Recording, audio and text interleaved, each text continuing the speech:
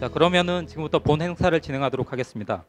첫 번째 발표는 솔트룩스 이경일 대표님께서 발표하실 지능정보사회와 우리 삶의 변화입니다. 이경일 대표님은 인하대 전자재료공학 석사과정을 졸업하셨고요. 현재 인하대 정보통신공학부 경영교수, ISO 전문위원, 그리고 인공지능 기반의 스마트 데이터 솔루션을 제공하는 솔트룩스의 대표이사를 맡고 계십니다. 이경일 대표님을 박수로 모시겠습니다. 동영상 하나를 좀 같이 보시죠. 이 동영상 제가 한 7, 8년 전에 제가 발견하고 굉장히 놀랐었거든요. 재밌기도 하고요. 이 동영상 보면 지금 책처럼 생긴 게 뭐 있는데요. 이걸 좀 주의 깊게 보세요. 어떤 교수가 자신의 연구실로 들어오게 됩니다. 옷을 벗어서 걸쳐놓고요. 저도 옷을 벗겠습니다. 뭔가를 열었더니 가운데 화면이 있고요. 접혀지는 무슨 태블릿 같이 생겼는데 3개 메시지가 있답니다.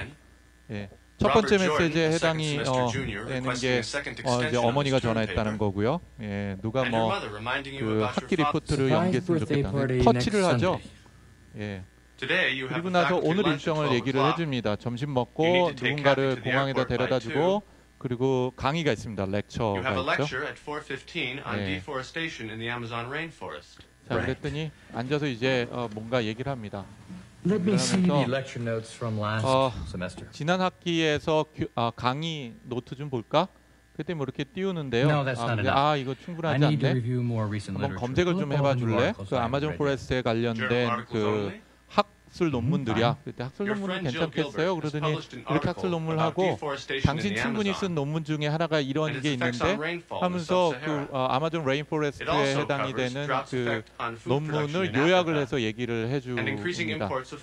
여기 보면은 왼쪽에 지금 사람이 하나 있죠. 그리고 이 기계 위쪽에 보면은 동그랗게 되어 있는 게 있습니다. 그리고 뭐 기계랑 자꾸 얘기도 하고 있죠. 네, 그런 생각을 해보더니 한 5년 전쯤에 어디 컨퍼런스에 가가지고선 누가 좌누가 뭐가 얘기한 누가 있던데 그게 이런 종류였던 것 같아. 그랬더니 존 플라밍이라는 사람이 뭐 논문인데 여기 보시면은 여기 누구 사람이 얘기하고 있죠. 위에는 조그만 카메라 같은 게 달려 있고요. 자, 그러더니 뭐 기계랑 얘기하면서 뭔가 자기가 강의할 자료를 찾고 있나 봐요. 예. 이 얘기하는 거 기계가 잘 들었는지 모르겠지만 또 화면에 이런 그래프도 그리고요. 이렇게 자세히 보시면 요 위에 요 마크 어서 많이 보시던 거죠. 애플 마크입니다. 네, 애플에서 만든 마크. 밑에 그 애플에서 처음 사용한 휴지통도 같이 있네요. 예, 그 뭐 지각카드 하고 자기가 무슨 터치도 하더니 조금 있다가 무슨 카드 같이 생긴 애를 이 위쪽 여기 위에다 꽂아요. 그 카드가 뭐냐면 요즘으로 따지면 USB 메모리인데 USB 카드인 거죠. 굉장히 얇은 메모리 카드 같은 걸 위에다 꽂습니다. 그러더니 이 안에 있는 데이터를 겹쳐서 뭘 하라고 하죠. 그때 갑자기 누가 전화를 했다 그래요. 그러더니 이제 화상 전화를 하기 시작을 합니다. 자, 질문은요. 이 동영상이 언제 만들어졌을 거냐 하는 거예요. 물론 발표 자리에 써 있습니다. 1987년도에 만들었어요. 그 얘기는 30년 전이라는 얘기입니다. 스티브 잡스가 쫓겨나기 전에 애플에서 만든 동영상인데요. 애플 컴퓨터가 어떤 꿈과 비전을 가지고 있는지를 설명한 동영상이기도 하죠. 사실은 30년 전 또는 길게 35년 전에 애플 컴퓨터가 가지고 있었던 꿈을 보면은 이미 우리가 사용하고 있는 휴대폰의 터치, 음성 인식, 왼쪽 위에 방금 보셨던 어떤 사람처럼 생긴 건 요즘 우리가 말하는 시리 같은 인공지능을 얘기를 하는 거겠죠. 그 당시에는요. 아까 보시는 접히는 형태의 태블릿이었잖아요. 그렇죠? 근데 지금 현재 접히는 태블릿 없잖아요. 더더군다나 30년 전에는요. 그 플랫 패널 디스플레이라고 얘기하는 LCD나 우리가 흔히 얘기하는 OLED, OLED라고 부르는 건 존재하지 않았죠. LCD 그 당시 있었던 건요. 계산기에 보면 팔자 모양이 있어가지고서는 검정 거 켜졌다 꺼졌다 하는 게 다였어요. 근데 그 당시 이런 꿈을 꿨어요. 뭔가 얇은 디스플레이가 있고 이게 접힐 뿐만 아니라 위에는 요즘 우리가 사용하는 것처럼 내 얼굴을 볼 수 있는 카메라가 달려 있고 메모리 카드를 외장해서 끼울 수 있도록 되어 있고 네트워크가 연결이 돼서 화상 전화를 할 수 있을 뿐만 아니라 기계하고 대화를 통해서 문제 해결을 해갈 수 있다는 것.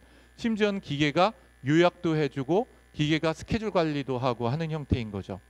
세상의 변혁은 또는 혁신은 두 가지 방식을 통해서 이루어지는 것 같아요. 하나는 누군가의 훌륭한 사람이 우리가 갈 미래는 이거다. 세상을 이렇게 아름답게 만들어 가보자. 라는 꿈을 꾸고 그 꿈을 사실은 30년, 50년, 길게는 1000년 동안의 그 꿈에서 출발을 해갖고 세상이 변화되는 과정을 거치는 거죠. 적어도 제가 본 애플이라는 회사는 그런 과정을 지난 30년, 40년 동안 거쳐온 것 같아요. 그러다 보니까 자기 딴에는 그 30년 동안에 한 번에 짠 하고 개발이 됐겠습니까? 아닙니다. 아마 수십 번이 아니라 수백 번 이상 시도를 하고 수백 번 이상 실패를 했겠죠. 내부에 상용화되기 힘든 수준에 관련된 걸요. 그래서 어느덧 아이폰이라고 하는 것 또는 아이패드라는 걸 내놨더니 삼성이 6개월 만에 1년 만에 금방 쫓아오는 거예요. 얼마나 애플은 분하겠습니까? 여간에 그럼에도 불구하고 쫓아갈 수 있는 역량과 또 실력을 가지고 있는 우리나라가 대단하기도 한 거죠. 왜냐? 대부분의 많은 기업들과 많은 사회가 산업혁명이나 이러한 혁신이 일어나는 과정에 쫓아가지를 못했거든요. 오늘 주제 중에 하나가 지능정보인데 지능정보라는 말이 참 이상해요. 미래창조과학부에서 만든 거고 제 느낌에는 장관님께서 지시지 않으실까 싶은데 영어로 표현하기 너무 어렵습니다. 인텔리전트 또는 인텔리전스 인포메이션 그런 용어는 거의 안 쓰죠. 근데 어쨌든 지능정보는 지능이라고 얘기하는 것, 지능은 여기서 말하는 인공지능이겠죠. 정보는 미래부 관점에서 봤을 땐 IoT, 빅데이터, 클라우드 컴퓨팅 세 가지를 합친 걸 의미합니다.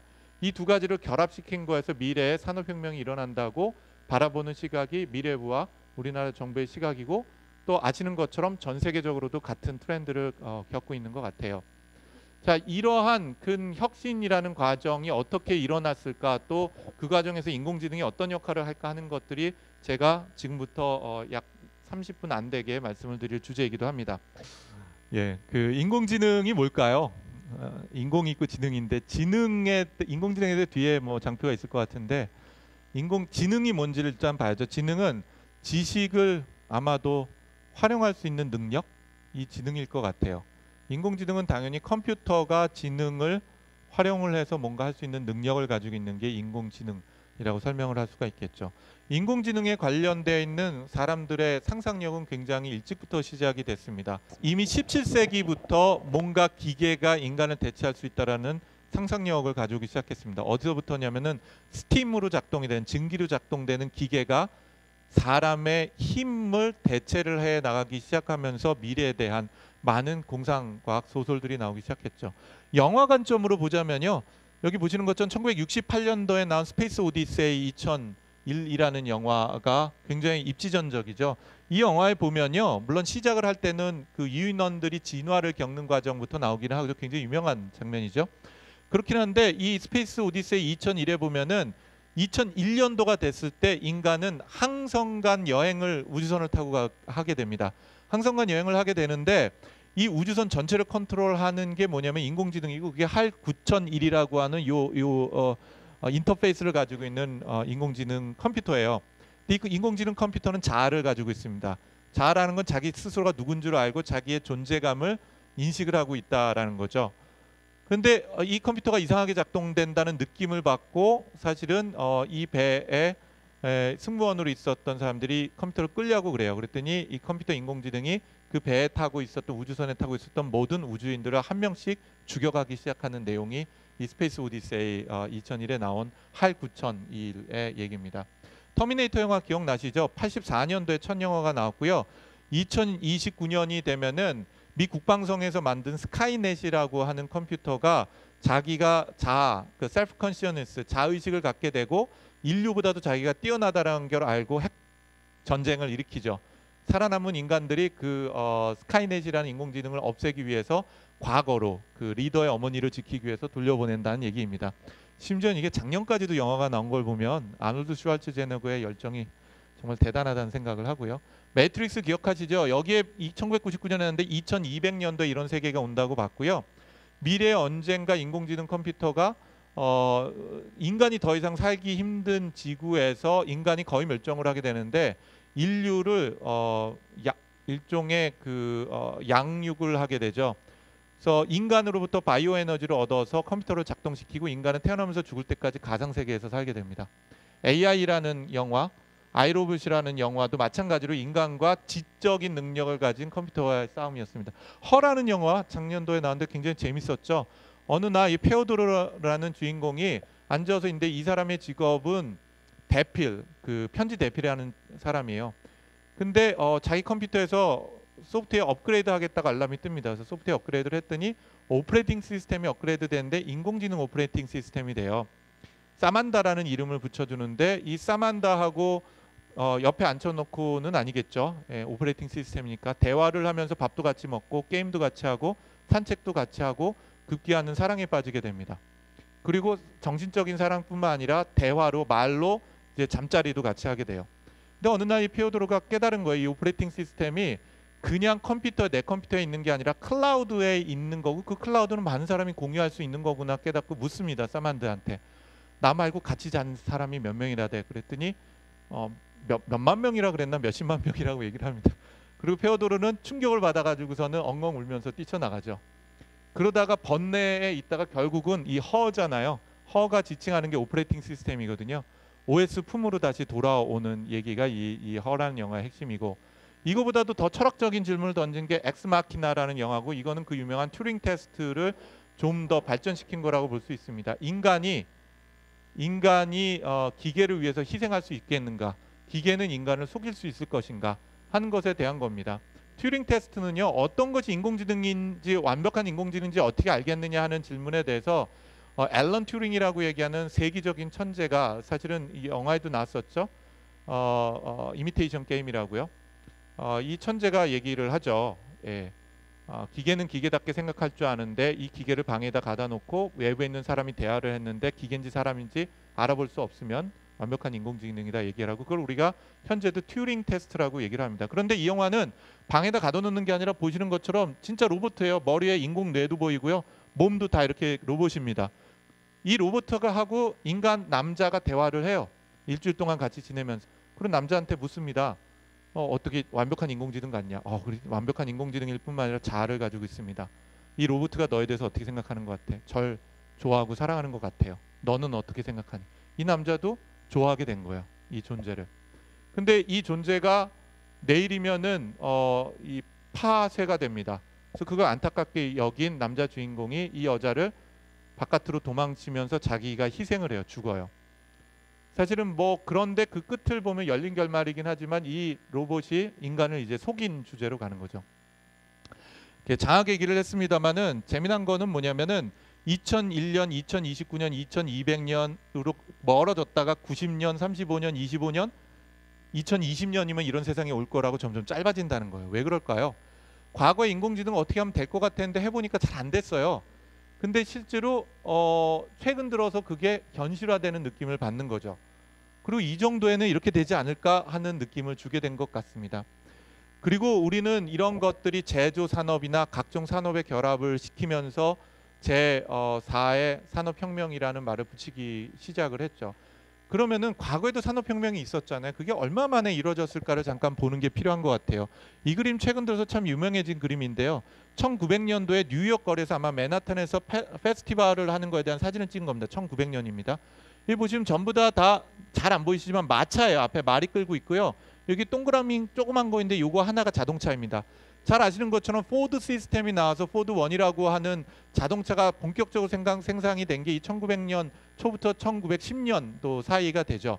그게 우리가 얘기하는 제2차 산업혁명, 대량 생산을 하고 전기 에너지를 사용하기 시작한 건데요. 이 그림을 보시죠. 1913년에 똑같은 행사에서 똑같은 위치예요. 여기 보시면은 전부 다 자동차로 바뀌어 있고 마차는 딱 한 대밖에 없습니다. 실제로 마차에서 자동차 시기로 바꿔진 다시 얘기해서 제2차 산업혁명이 일어나기 시작해서 결과를 낸 적이 딱 10년밖에 걸리지 않았다라는 겁니다. 제가 2주 전에 스탠포드 대학에 가서 공부도 하고 같이 연구도 하고 이런 시간을 2주 동안 있었는데요. 이때 제가 길거리에서 찍은 사진을 좀 보여드릴게요. 왼쪽에 있는 거는 구글 자동차고요. 오른쪽에 있는 거는 테슬라에서 나온 자동차입니다. 우리는 말만 들었는데 혹시나 출장을 가시면 미국에서 길거리에서 한 3-4시간만 있으시면 구글 자동차 반드시 한 대 이상 봅니다. 이미 길거리에 구글 자동차가 굉장히 많이 돌아다니고 있어요. 뭐를 위해서요? 데이터 수집을 하기 위해서 하고 있는 거죠. 오른쪽은 테슬라 자동차인데요. 제가 요번에 가서 사실 좀 충격을 받은 게 현대자동차보다도 테슬라 자동차가 더 많은 것 같더라고요. 거의 10대당 한 대는 테슬라 자동차예요. 물론 실리콘밸리가 굉장히 부자 동네이기 때문에 가능한 거이기도 하지만 세상에 이렇게 테슬라 자동차가 많이 팔렸나 싶을 정도로 좀 충격을 받았어요. 테슬라 자동차가 전기차죠. 그래서 동시에 자율주행 자동차입니다. 스스로 운전을 할 줄 아는 자동차이기도 하죠. 아까 요 사용한 내용을 보면 이게 10년 걸렸는데 이것도 뭐 10년 안에 뭔가 큰 변화가 있을 가능성이 있다라는 생각이 들기도 하네요. 3차 산업혁명도 볼까요? 2005년도에 우리가 사용했던 휴대폰들이 이런 거였습니다. 이때 제일 유명한 휴대폰은요. 모토로라가 만든 여기 보시는 스타텍이라는 겁니다. 이 스타텍은 굉장히 속된 말로 간지나는 휴대폰이었죠. 있는 집 자식만 가지고 있다라는 폼나는 휴대폰이었습니다. 가격도 엄청 비쌌었어요. 이걸 만든 회사가 모토로라죠. 모토로라하고 노키아가 어떻게 되는지 한번 상상해 볼 필요가 있는데요. 여러분 휴대폰을 다 꺼내서 단상 위에 올려놓으면 이렇게 생겼습니다. 도대체 이 사이에 무슨 일이 벌어진 거죠? 누가 이렇게 만든 거죠? 사실은 이게 10년이 걸린 게 아니라요. 5년이 채 안 걸렸습니다. 그리고 그 사이 동안에 전 세계 휴대폰 1위를 했던 노키아가 망했고요. 2위를 하고 있었던 모토로라가 망했습니다. 실제로 이러한 두 가지의 과정을 거치는 것을 겪으면서 국가도 그렇고 삼성도 그렇고 많은 국내 기업분들뿐만 아니라 저희가 많은 위협감을 갖고 있는 게 사실인 것 같아요. 그러면서 아까 말씀드린 것처럼 지능과 정보를 결합한 어떤 형태의 제4차 산업혁명이 있을 것이고 이것이 국가 산업의 흥망을 결정하지 않겠느냐 하는 생각들을 저희만 하는 게 아니라 전 세계적으로 같이 한다고 보시면 됩니다. 실제로 전 세계에서 가장 유명한 인공지능 학회 중에 하나가 트리플 AI라고 해서 AAAI인데요. 이 트리플 AI에 한 3년 전만 하더라도 연구자들이 한 600명밖에 안 모였어요. 근데 작년 한 2,500명이 모였습니다. 그만큼 전 세계적으로 연구도 열띠지만 관심이 높다고 보시면 되죠. AI 시장이 향후 10년간 한 500% 이상 성장할 거라고 얘기를 합니다. 고속 성장할 거라고 예상을 하는데요. 뭐 어디는 뭐 5조 달러 이상이 된다고 하고 3천억 달러가 전망이 된다고 하기도 하고 AI 시장이요. 등등의 굉장히 많은 말을 하기도 합니다. 근데 과거에 IT 시장을 보면요. 하드웨어로 돈 벌었던 회사들 있죠. 써니나 IBM. OS나 소프트웨어로 돈 번 데가 마이크로소프트나 오라클.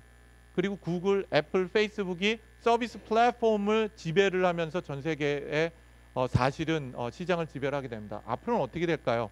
우리가 알기는 굉장히 어렵지만 거의 우리가 알고 있는 대부분의 선도 기업들이 인공지능을 한다고 또는 인공지능에 기반한 서비스를 한다고 다 달라붙고 있습니다. 우리나라하고 현실하고는 상당히 갭이 있기도 한데 이건 조금 이따 설명을 드리도록 할게요. 그러면 인공지능이 과연 뭐냐라는 얘기를 좀 같이 나눠봐야겠죠. 기술적인 얘기는 제가 다 뺐습니다. 일반 이 전문 직의 종사 이쪽 분야에 종사하시지 않으셔서요. 인공지능은 아까 말씀드린 것처럼 인공적인 지능이죠. 지능은 뭐냐? 지식을 다룰 수 있는 능력인 겁니다. 근데 그거를 좀 멋들어지게 한다면 이렇게 이제 러셀 교수가 정의를 했어요. 환경을 감지하고 스스로 행동하면서 자신의 목표를 달성할 수 있는 시스템. 이런 자동화된 시스템이요. 뭔가 지식을 다루려면 기계가 지식을 처리하려면 그 지식을 기계가 이해할 수 있는 형태로 표현이 돼야 되겠죠. 이걸 지식 표현이라고 얘기를 합니다. 인간한테 유리한 지식 표현이 뭐죠? 글, 말, 그림 이런 것들이에요. 컴퓨터한테 불리한 방법이 글이나 말 같은 것들이죠. 그러면 지식 학습은 뭐냐? 인간한테 유리한 지식을 어떻게 기계한테 유리한 지식 표현으로 바꿀 수 있을 거냐 하는 것이 이제 학습하는 과정이라고 보시면 되겠습니다. 그리고 추론은 기계가 생각하는 방식이 추론이에요. 인간은 인간답게 생각하고요. 기계는 인간처럼 생각하지 않습니다. 왜냐? 우리 남자랑 여자도 생각하는 게 다르잖아요. 제가 결혼하고 나서 제가 결혼 20주년인데요. 결혼하고 나서 그 해 제 아내가 그러더라고요. 제가 TV를 보면서 깔깔대고 웃었거든요. 재밌어서. 그랬더니 재밌나 봐 그러더라고요. 부엌에 있는데. 그래서 제가 재밌지 그러고 앉아서 계속 웃고 있었어요. 그러더니 갑자기 2시간 후에 괜히 저한테 화를 내는 거예요. 그래서 왜 화를 내냐 그랬더니 자기가 도와달라 그랬는데 부엌에 와서 안 도와줬다는 거예요. 그래서 당신이 그런 얘기 한 적 없는데 그랬더니 분명히 얘기했다는 거예요. 재밌냐고. 그래서 재밌다고 대답을 했죠. 이게 우리가 뭐 무슨 화성금성 얘기를 떠나서 분명히 저희는 대화하는 방식도 다르고 그 다음에 생각하는 방식이 차이가 있는 것도 사실인 것 같아요. 물론 제가 보기엔 남녀 차이보다는 개인 차이가 훨씬 크긴 한 것 같은데요. 마찬가지입니다. 기계가 생각하는 방식이 다른데 왜냐? 우리하고 다른 구조를 가지고 있고 다른 신체를 가지고 있잖아요. 생각하는 방식이 기계는 기계답게 생각하는 방식이죠. 또 다른 방식은 사회나 환경으로부터 뭔가 인지를 합니다. 음성, 이미지, 자연언어는 텍스트를 얘기하는데요. 그리고 학습 추론 계획을 통해서 뭔가 행동 적응하는 시스템이라고 정의할 수도 있겠죠. 그리고 이러한 것들은 인공지능은 다 소프트웨어들이에요. 잘 알고 계신.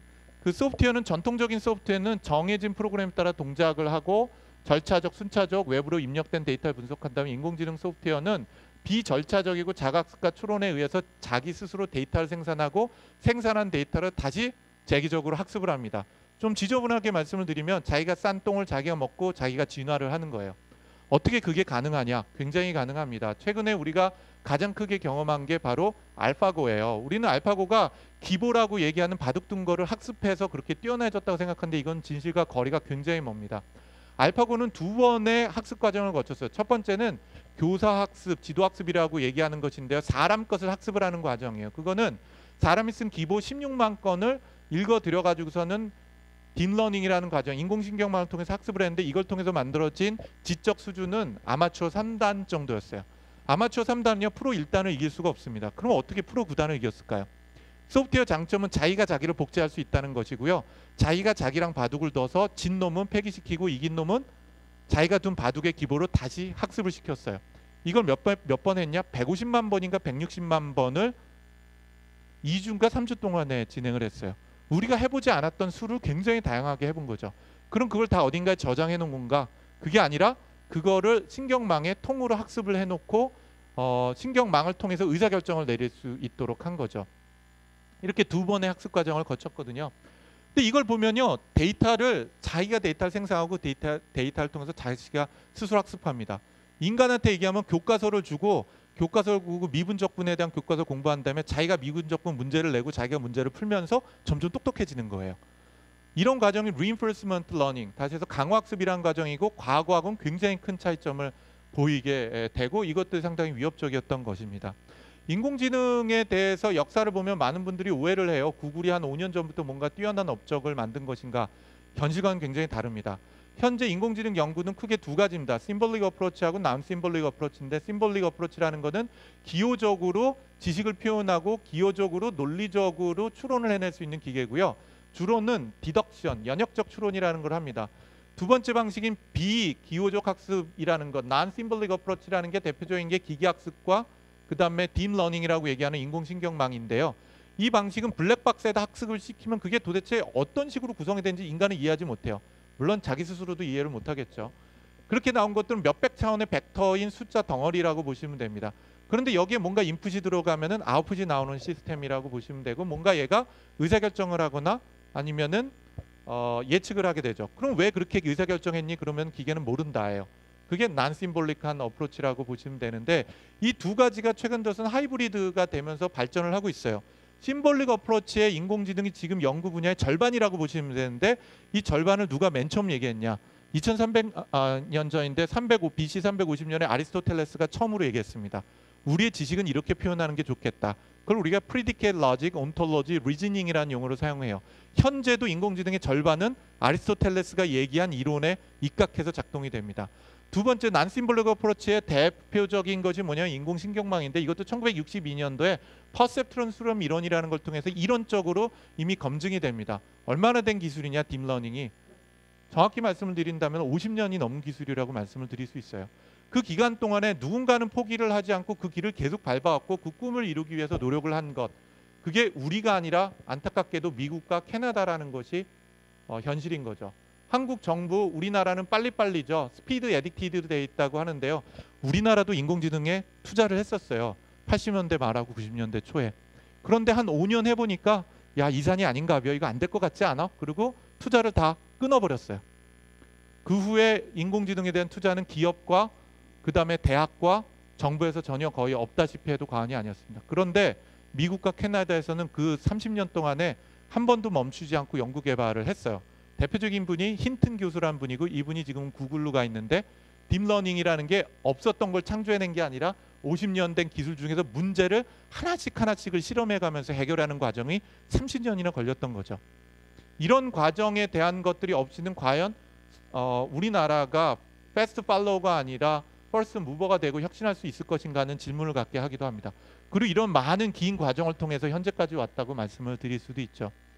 그런데 그럼 그렇게 긴 역사가 있었으면 왜 지금이냐라는 질문이 굉장히 중요한 것 같아요.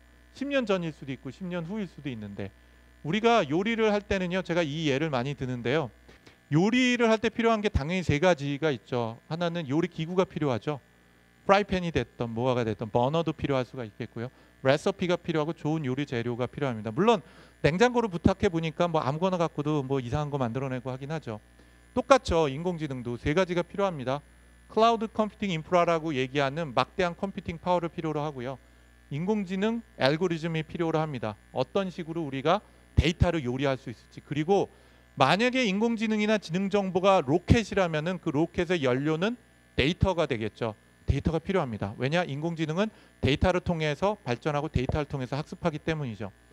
그런데 30년 전, 20년 전에는 이 조건이 완성이 되기가 힘들었어요.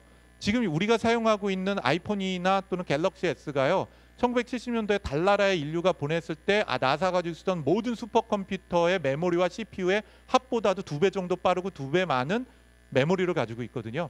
그거 갖고 우리는 애니팡하고 있고 그거 갖고 우리는 카톡을 하고 있습니다. 낭비를 하고 있는 거죠. 어떤 의미로? 아직 우리 달나라에 못 보내고 있거든요. 인공위성도 그 여러분 휴대폰 하나로 인공위성 한 100대를 조절할 수 있을 거예요. 낭비하고 있습니다. 근데 그 당시에는 그런 거 하나 얻으려면은 나사 같은 엄청난 투자를 해야 된다는 거죠.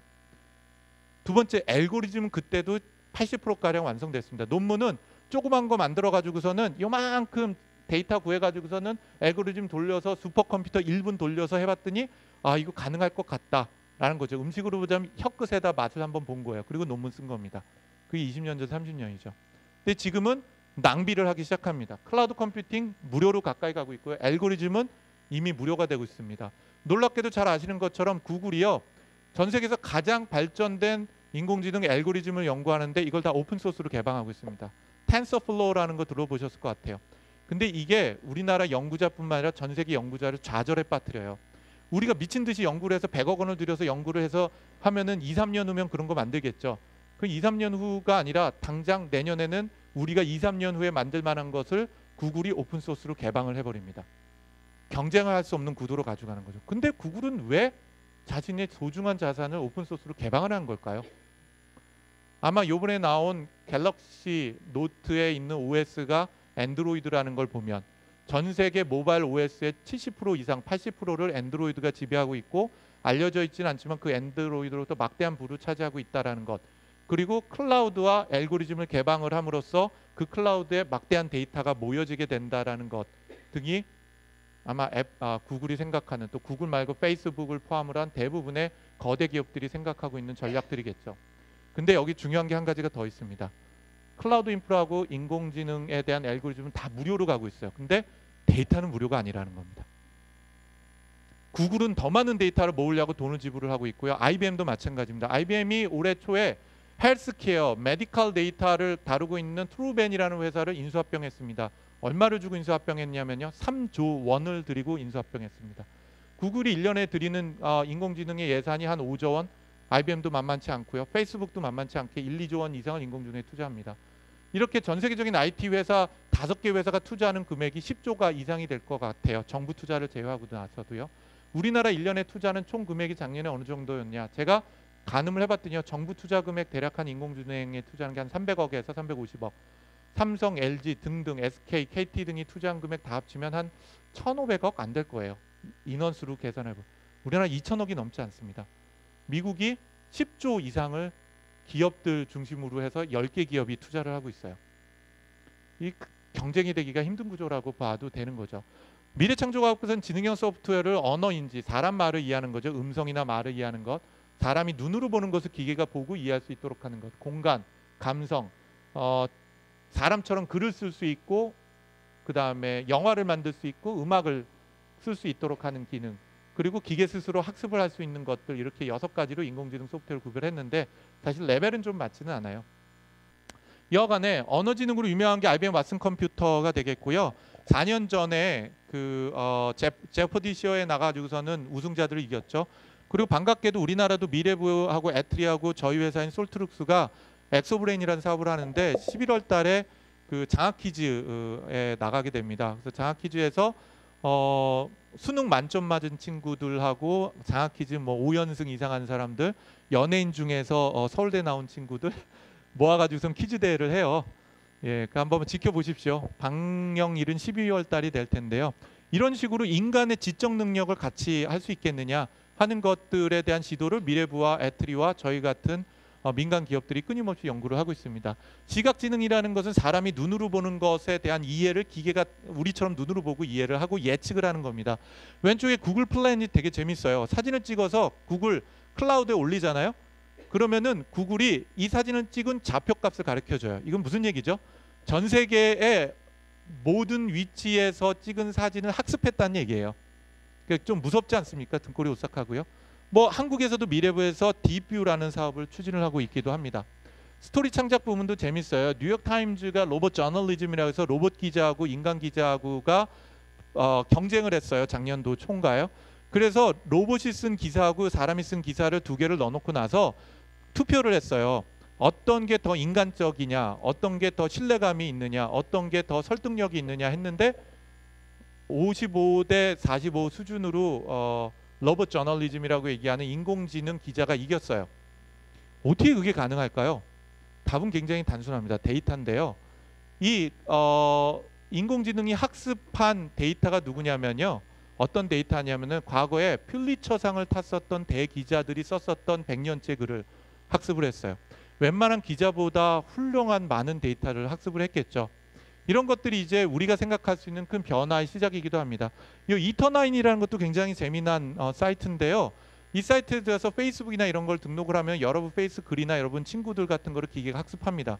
그리고 여러분이 죽고 나면 여러분 친구들한테 생일 축하 메시지도 보내주고요. 글도 올려주고 뭐 이런 것들을 하겠다라는 비즈니스 모델을 가진 회사이기도 해요. 뭔가 학습과 추론과 이런 걸 통해서 생각하지 못했었던 새로운 비즈니스 모델이 나오는 거죠. 통합지능에 관련된 것도 있고요. 자율주행 자동차도 큰 변화 중에 하나입니다. 자율주행 자동차 내부에 보면 이게 기계가 아니라 소프트웨어예요. 제가 타고 있으면은 이게 제가 타고 있는 차인데 제가 차 안에서 저를 마치 하늘에서 헬리콥터로 내려다보고 있는 것처럼 봐요. 이게 어떻게 가능하냐? 라이더라고 얘기하는 머리 위에 있는 레이더 같은 거, 그 다음에 뭐 초음파 센서들, 그리고 뭐 레이저 센서 이런 것들을 가지고 있거든요. 보시면 이렇게 뭐 색깔별로 다른데요. 이건 자전거 빨간 색깔, 뭐 사람 이렇게 차가 오면 차의 크기 같은 것들을 자동 감지를 해요. 그래서 만약 큰 차가 오면은 약간 비켜나는데 우리도 운전할 때 큰 차가 옆에 있으면 위협을 느끼잖아요. 약간 비켜나가기도 하고요. 그 다음에 또 보시면은 앞쪽에서 뭔가 공사하는 것 같은 게 예측이 된다. 그럼 언제쯤 차를 옮길까? 그러다가 의사결정을 해서 차를 자동으로 이렇게 피해 갖고 가기도 합니다. 이러려면은 시각적인 것뿐만 아니라 다양한 의사결정을 해야 됩니다. 사실은 내가 운전하고 있는데 사람이 튀어나오면은 다른 사고가 나도 핸들을 꺾어야죠. 근데 강아지가 튀어나오면 위험하더라도 강아지를 그냥 치는 게 나을 수도 있어요. 이게 지금 벤츠에서 하고 있는 자동으로 이런 것들을 디텍션 하는 거거든요. 이게 작년도 초의 상황입니다. 그러면 네모박스 정도로 이렇게 디텍션 하거든요. 이제 기계한테 1년 동안 모은 데이터를 학습을 시켰어요. 그랬더니 이렇게 봅니다. 걸어가는 사람들 중에서 아웃라인 이렇게 판단하고 이거는 차량이라는 것을 빨간색으로 판단하는 거죠. 기계학습 딥러닝 엔진이라는 거에 기반해서 이렇게 인식을 하고 이거에 따라서 차가 자율주행할 수 있도록 하는 내용입니다. 이를 위한 하드웨어 발전도 있고 금융산업, 제조업이나 전통적인 부분, 물론 아시는 것처럼 라스라고 해가지고서는 파산 전문 변호사도 활동하겠다고 하는데 뭐 좀 지켜봐야 되지 않을까 싶은 생각이 듭니다. 그리고 이렇게 이건 블룸버그에서 작년에 내놓은 데이터인데요. 지난 2년 동안에 100억 이상을 투자를 받은 스타트업들이 전 세계에 2,000개 이상이 만들어졌습니다. 인공지능 원천 기술뿐만 아니라 인공지능으로 농업에 적용하겠다. 인공지능으로 교육을 혁신하겠다. 금융 분야, 법률 분야, 제조업 분야 거의 모든 전 분야에 인공지능을 투입을 해서 뭔가 혁신을 하겠다라는 기업체가 나오고 있는 거죠. 국내에 어느 부분에 경쟁력이 있을까? 제가 인공지능 관련된 협의회 회장을 맡고 있어서요. 저도 한번 똑같은 걸 해봤어요. 저희 회사에서. 근데 아직 벼 있는 것이 태반입니다. 결국 우리가 할 수 있는 거는 사실은 뭐 명량해전처럼 400대에 11대든 12대든지 간에 전략적으로 선택을 할 수밖에 없는 거죠. 몇십 조씩 투자를 하고 있는 미국과 그 기업들하고 경쟁하기는 쉽지 않으리라고 판단이 듭니다. 어쨌든 기술 격차 뭐 한 4, 5년 난다고 하는데 아마 깊이 들어가면 더 큰 차이를 보일지도 모르겠어요. 그리고 데이터가 더 큰 문제입니다. 데이터가 공유가 되고 생산이 되는 시금석에 해당이 되는 게 위키피디아라고 볼 수 있는데요. 위키피디아가 뭐 영어권은 많다고 볼 수가 있겠습니다. 보시면 네덜란드 우리나라보다 인구가 적거든요. 근데 155만 건인데 한국은 33만 건밖에 안 돼요. 27위 수준에 있습니다. 우리나라 지독히도 데이터를 만들고 공유하고 그걸 통해서 재생산하는 게 문화적으로 자리매김이 되어 있지가 않은 국가 중에 하나인 거죠. 그렇기 때문에 이 데이터에 기반해서 성장해야 되는 인공지능 시장이 스타트업들이 만들어서 알고리즘이나 스타트업들이 또 생겨가서 좋은 아이디어가 있어도 데이터가 없기 때문에 사실은 발전하기 힘든 어려운 문제를 극복을 해야 됩니다. 투자 환경도 마찬가지라고 볼 수가 있겠고요. 그런데 인공지능 시장이 그러면 장밋빛이냐? 제가 보기에는 굉장히 먼 얘기입니다. 이건 가트너 하이프 사이클이라고 얘기해서 모든 이머징 테크놀로지, 새로 나온 기술들은 막 각광을 받다가 이건 뭐 별거 없네, 해봤더니 별거 아니네라고 급격하게 꼬꾸라지기 시작을 해서 실질적인 가치를 창출하는데 오랜 시간이 걸린다는 거예요. 실제로 인터넷 붐이 일어나서 99%가 망했죠. 그리고 남은 1%가 구글이고 페이스북이고 네이버 아니겠습니까? 인공지능도 마찬가지라고 보여집니다. 아마 한 3년 5년 내에 이 인공지능 별거 아니네, 해봤더니 안 되는 거 아니야 라고 얘기하겠지만 그 과정을 거쳐서 아마 이 끝까지 살아남는, 여기서부터 시작해서 이렇게 가서 끝까지 살아남는 기업들이 존재하고 이 기업들이 미래의 역사를 다시 쓸 가능성이 있다고 생각을 합니다. 그러기 위해선 전통적인 경영학에서 얘기하는 캐즘이라는 것을 이겨내는 방법이 필요합니다. 얼리 어댑션 시장에서 뭔가 성과를 내고 결과를 만들어내는 과정, 그게 아마 지금부터 향후 5년 사이에 산업적으로 가장 중요한 시기가 되지 않을까 싶습니다. 20년 내에 50%를 대체한다는데 저는 이걸 믿지 않습니다. 개인적으로. 지금 보시는 게 미국의 지난 100년간 동안의 실질 GDP입니다. 실질 GDP는 명목 GDP를 다 뺀 건데요. 800%가 증가가 됐어요. 미국 기준입니다. 800%, 8배가 더 잘 살게 됐다는 거죠. 그럼 그 기간 동안에 일을 얼마만큼 많이 했냐라고 하면은 예전에 100년 전엔 1900년대는 주당 평균 근무 시간이 60시간인데 지금은 32시간밖에 안 됩니다. 그럼 우리는 굉장히 많이 일하고 있냐? OECD 중에서 물론 많이 일하고 있긴 합니다만은 우리나라도 35시간을 일하지 않아요. 주당 근무 시간이 58, 40이잖아요. 근데 우리 공휴일도 있고 또 여러분 휴가도 있으시잖아요. 예. 그런데 그러면 실업률은 어떻게 됐냐? 실업률은 사실 큰 변화가 없습니다. 7%, 6, 7% 수준인데 실업률이 크게 올랐다는 것은 이 대공황 때, 전쟁 났을 때, 오일 쇼크가 왔을 때, 그리고 맨 끝에가 금융위기가 왔을 때입니다. 2008년. 다시 얘기해서 이 기간 동안에 산업혁명이 2번 있었고 그걸 통해서 막대한 부가 축적이 되고 우리는 더 잘 살게 됐죠. 사실 저희 5대조 할아버지나 10대조 할아버지는 사실은 게 비슷했던 것 같아요. 근데 지금 저와 제 손자는 굉장히 많이 다르지 않겠습니까?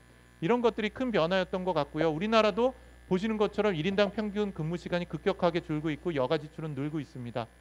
윤리 법적 문제 저희가 다뤄야 될 건데 이게 아까 말씀드린 테슬라가 얼마 전에 교통사고 난 거예요. 요 큰 트럭하고 위에 있는 하늘에 있는 하늘빛을 구별을 못 해갖고 차가 있는 줄 모르고 들이박았습니다. 그럼에도 불구하고 인간보다는 한 2배 정도의 많은 안정성을 있었다고 하는데 그래도 2배 정도 안전하면 충분히 안전하냐는 질문이 있어야겠죠. 자율주행차가 가다가 사고가 나서 제가 다리를 잃었습니다. 그럼 그 누가 보상을 해야 되죠? 누구의 잘못이죠? 인공지능의 잘못인가요? 제조업자의 잘못인가요? 제 잘못인가요? 여러 법적인 부분의 해결이 필요합니다. 교육 문제에 해당이 되는 것도 있는데요. 크게 봤을 땐 첫 번째는 변화하는 시장에 대한 대응입니다. 제가 뭐 재작년도에 제가 소프트웨어 부분 관련돼서 그 미래부의 자문위원도 맡았었는데 서울대학교 그 컴퓨터 공학부죠. 공학부에서 그 교수님 오셔갖고 학장님이 오셔서 둘이 난자듣고 차관님하고 얘기를 나누고 있었어요. 그 당시는 지금 나이파 원장님이 차관님이셨는데요. 서울대를 졸업한 친구들이 있다. 그러면 그 중에서 30% 정도만 자기 전공 살려서 가고 70%는 다 딴 생각한다는 거예요. 뭐 하냐면 고시 공부하고 공무원 공부하고 의대 다시 간다고 시험 공부를 하고 있는 거죠. 이게 우리나라의 현실입니다. 사실이죠. 네. 미국하고 너무나 큰 차이를 보이고 있어요. 서울대 컴퓨터공학 그 정원도 줄어들고 있지만요. 석박사 졸업 수는 비교가 안 됩니다. 중국은 더 무서워요. 우리나라 1년에 컴퓨터공학으로 전공한 박사가 기껏해야 3, 40명일 텐데 중국은 해외에서 박사학위 받고 돌아오는 애들이 2,000명이에요. 내부에는 3, 4천 명이 넘겠죠. 그중에서 상당수가 인공지능을 전공을 했을 거고 과연 그럼 우리가 어떻게 그런 인공지능은 사실은요. 자본 집적이면서 장치 집적이면서 동시에 인력 집중입니다. 뛰어난 아이들이 많이 필요하죠. 어떻게 대응할 수 있을까? 또 다른 거는 인공지능을 교육에 적용하는 시장이 되겠습니다. 밑에 보시면 이거는 코그니 봇이라고 얘기를 해서요. 대화를 통해 갖고 아이들을 교육하는 걸 인공지능이 대신합니다. 너 이름은 뭐니? 덧셈 곱셈도 가르쳐주고 질문하면 과학적에 대한 답변도 하게 돼요. 여기서 달까지는 얼마나 걸리냐? 뭐 이렇게 묻는 것도 하는 거죠. How far is the moon? 얼마나 달까지 멀어? 그랬더니 대답을 해주기도 하고요. 오히려 또 퀴즈를 내기도 해요. 2 더하기 2는 뭐니? 그러면 이제 답변하기도 하는 거죠. 이런 것들이 지금 이미 사실 수 있는 상품으로 간 것도 있습니다. 의인화와 의존 문제도 굉장히 심각한 문제라고 말씀을 드릴 수가 있을 것 같아요. 제가 동영상 2개만 클릭을 해보고 마치도록 할게요. 이거 보고 어떤 느낌인지 보세요. 보스턴 다이나믹스라고 현재까지도 구글 회사인데요. 이게 발로 막 찹니다. 그때 막 뒤가 알아서 일어나요. 예. 그리고 또 다른 거는 작년에 나온 동영상인데요. 로봇처럼 생긴 애가 가가지고선 상자도 짓고 뭐 이런 일을 합니다. 꽤 잘하죠. 사람이 가가지고선 이렇게 떨어뜨려요. 그러니까 뒤로 밀기도 하고요. 사람처럼 갔다가 다시 와갖고 상자를 짚기도 합니다. 예, 그 참 얄궂고 좀 못된 짓을 하는데 집으려고 하니까 싹 치우죠. 얄밉겠죠. 이 동영상을 그 유튜브에 올렸더니 굉장히 많은 사람들이 댓글을 달았어요. 뭐라고 달았을까요? 기계 좀 그만 괴롭혀라. 불쌍하지 않냐. 라는 얘기를 하죠. 근데 이 비슷한 얘기를 제가 아주 어렸을 때 시골에 갔을 때 저희 할머니한테 들었어요. 개를 제가 짓궂게 장난을 치니까 저희 할머니가 먹는 거 갖고 장난 놀지 말아라. 사실 그 당시에 개를 발로 찼다고 해서 감옥에 가거나 그러지 않죠. 예, 근데 지금은 어떻죠? 개 발로 차면은 법률적인 부분뿐만 아니라 사실 의인화에 해당이 되는 부분, 또 사람이 기계에 대해서 사실은 의존도가 높아지게 되는 문제들에 해당이 되는 성인 엔터테인먼트도 큰 문제예요. 이 부분에 있어서 전 세계 최고의 국가는 역시 일본입니다. 이미 적용을 시작을 하고 있고요. 적기조례라는 내용을 보시고 나서 보시면 될 텐데 영국에서요 자동차 산업이 마차에 대한 마부의 시럽을 만들어낸다고 해서 자동차 앞에서 사람이 깃발을 들고 빨간 깃발을 들고 다니게 했고요. 사람 마차보다 더 빨리 달리면 안 된다고 규정을 2차례 걸쳐서 했고 이것 때문에 영국이 독일하고 프랑스에다가 자동차 산업을 뺏기게 됩니다. 인류의 변곡점, 특이점이 올까 뭐 여러 얘기가 있겠지만 제 마지막 말씀은 아마도 인간과 기계가 경쟁한다기보다는 협력 관계가 되고 각자의 장점을 세우는 형태가 될 것 같고요. 이러한 변화는 빠르게는 2300년 전 아리스토텔레스 시대, 짧게는 60년 전부터 시작했다고 말씀드리면서 마치도록 하겠습니다. 감사합니다.